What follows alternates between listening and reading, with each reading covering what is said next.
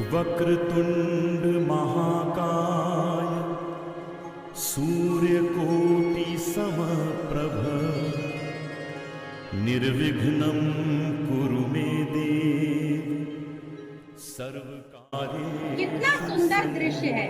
कैलाश पर्वत पर शिव परिवार को देखिए। गणेश जी, कार्तिकेय जी दोनों पुत्र अपने माता पिता भगवान शिव और पार्वती के साथ विराजमान हैं। एक बार कार्तिकेय जी और गणेश जी जंगल में घूमने गए। दोनों भाइयों में बहुत प्रेम था और साथ ही साथ लड़ते झगड़ते भी थे।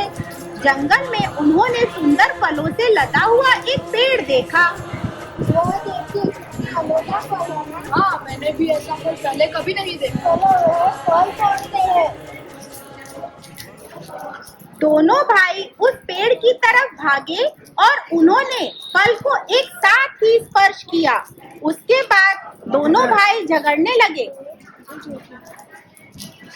इस फल को मैंने पहले देखा है, मेरा है। नहीं, यह मेरा है, मैंने इसे पहले स्पर्श किया।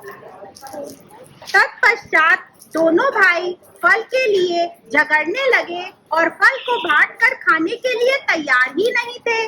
दोनों ही फल पर अपना हक जताना चाहते थे, इसलिए वह इस झगड़े को लेकर अपने माता पिता, माता पार्वती और भगवान शिव के पास कैलाश पर्वत पर पहुँचे।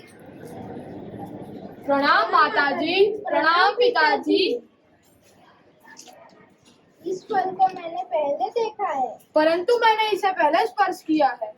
अगर इस फल का असली हकदार इसे ग्रहण करे तो उसे अमरत्व और अतुल्य बुद्धि प्राप्त होगी। इस फल को हम दो हिस्सों में काटकर दोनों में बांट दें तो?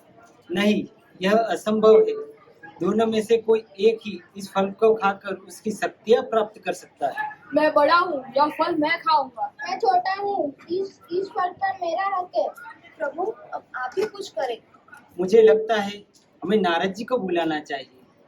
नारद जी ही इस समस्या का हल निकालेंगे। उसके बाद शिव जी ने आंखें बंद करके नारद जी का आवाहन किया। नारायण नारायण। प्रभु, आपने मुझे कैसे याद किया? नारद जी, ये पुत्र गणेश और पुत्र कार्तिकेय ये जंगल में से तोड़कर लाए हुए फल के लिए झगड़ रहे हैं। अब आप ही बताओ, ये फल का असली हकदार कौन है? मैं इन दोनों के सामने एक चुनौती रखता हूँ और जो पहले जीतेगा उस फल का असली हकदार वही होगा। हमें मंजूर है। नारायण नारायण नारायण नारायण। आप दोनों को विश्व के संपूर्ण 3 चक्कर लगाने होंगे। जो पहले चक्कर लगाकर कैलाश पर्वत पर सबसे पहले उपस्थित होगा वही इस फल का असली हकदार होगा और ये फल उसे ही प्राप्त होगा। उसके बाद कार्तिकेय जी अपने वाहन मोर पर बैठकर विश्व के 3 चक्कर लगाने के लिए निकल पड़े। जवान मुझे तो बहुत छोटा है और वह उड़ भी नहीं पाता। अब मैं क्या करूं? अब गणेश जी कुछ सोचकर मन ही मन मुस्कुराने लगे। वेद और पुराणों के अनुसार माता पिता के चरणों में संपूर्ण विश्व समाया हुआ है।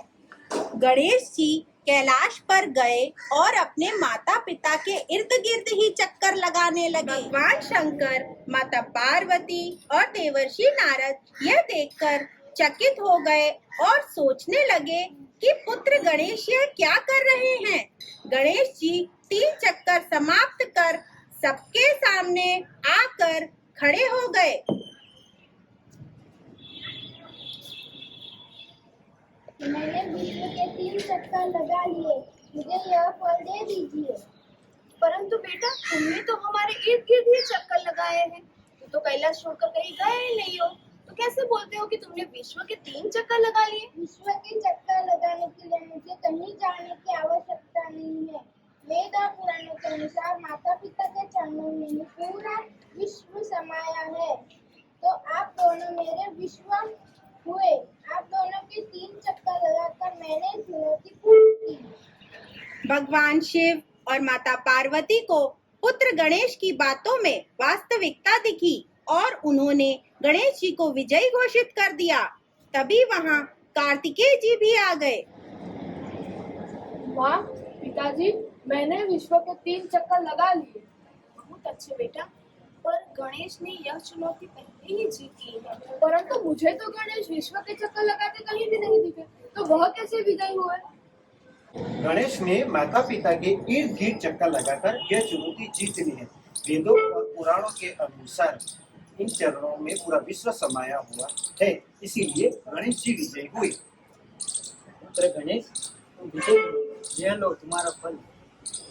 यह सुनकर कार्तिकेय जी नाराज होकर कैलाश पर्वत छोड़कर चले गए।